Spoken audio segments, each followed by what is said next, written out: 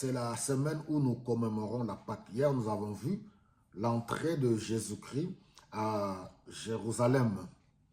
Alors, comme vous devez le savoir, là, nous sommes dans Matthieu, au chapitre 21, le verset 33 jusqu'au verset 45.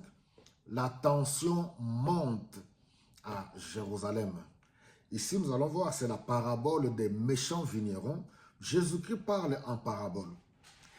Bien qu'il parlant en parabole, les chefs religieux ont capté le message. Ils ont compris que Jésus-Christ s'adressait à eux, du fait que, voilà, depuis toujours, les prophètes sont arrivés, vous les avez assassinés, vous les avez tués. Ils sont venus à tour de rôle, que Dieu les a envoyés, les messagers de Dieu. Vous les avez tués, vous n'avez pas voulu écouter Dieu pour revenir à lui. Vous vous êtes attachés aux idoles. Maintenant, il envoie son fils qui est l'héritier, vous avez compris, c'est celui-ci qui est l'héritier du royaume. Vous voulez encore le tuer. C'est ainsi que Dieu va décider, c'est une parabole de vignerons. Le royaume qui vous a été destiné, Dieu va le confier à d'autres. Alors là, ils étaient encore très fâchés. La pierre qu'ont rejeté les bâtisseurs est devenue la principale de l'angle. Ils étaient encore très fâchés, les chefs religieux, les pharisiens consorts. Là, ils ont encore, oui, ils sont convaincus, ils ont décidé, ils ont scellé le sort de Jésus-Christ pour le tuer. Alors, mes bien-aimés, là, nous devons comprendre que deux fois, nous les chrétiens d'aujourd'hui, nous pensons que oui, ce sont les Juifs qui ont tué Jésus-Christ, qui sont à l'origine de la mort de Jésus-Christ. Par contre, nous devons bien comprendre, interpréter cette vérité.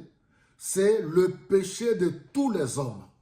Parce que les Juifs de cette époque ne sont que une représentation du comportement des êtres humains. Vous et moi, on allait avoir le même comportement qu'à l'époque. La preuve en est jusqu'aujourd'hui. N'est-ce pas que les gens rejettent Jésus-Christ?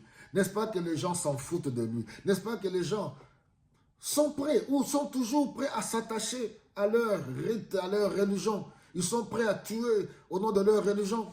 Mais ils ne veulent pas entendre parler de Jésus-Christ. Donc c'est la mort, pardon, c'est le péché de tous les hommes qui est à l'origine de la mort de Jésus-Christ. Nous sommes en train de commémorer, de célébrer Pâques, la résurrection de Jésus-Christ, la mort. Qu'est-ce qui était à l'origine de la mort? Ou qu'est-ce qui est à l'origine de la mort de Jésus-Christ? C'est le péché de tous les hommes. Donc, vos péchés à vous et mes péchés, nos péchés, le péché de tous les êtres humains. Parce que les êtres humains, on est tous pareils. Nul ne peut faire valoir quoi que ce soit devant Dieu. On est tous pareils. Donc, nous devons ouvrir nos cœurs. Voilà, Jésus-Christ est entré dans Jérusalem et la tension ne fait que monter. Durant cette période où nous commémorons la mort et la résurrection de Jésus-Christ, voici encore l'opportunité que le Seigneur offre à plusieurs qui ne l'ont pas encore accueilli dans leur vie comme Seigneur et Sauveur. Dieu offre encore cette opportunité à ceux qui, peut-être, ont rétrogradé pour raison X ou Y. Ceux qui ont ralenti leur marche. C'est encore une période où nous pouvons, oui, être restaurés par le Seigneur pour développer notre intimité et notre communion. Que le Saint-Esprit remplisse chacune de nos vies au nom de Jésus-Christ.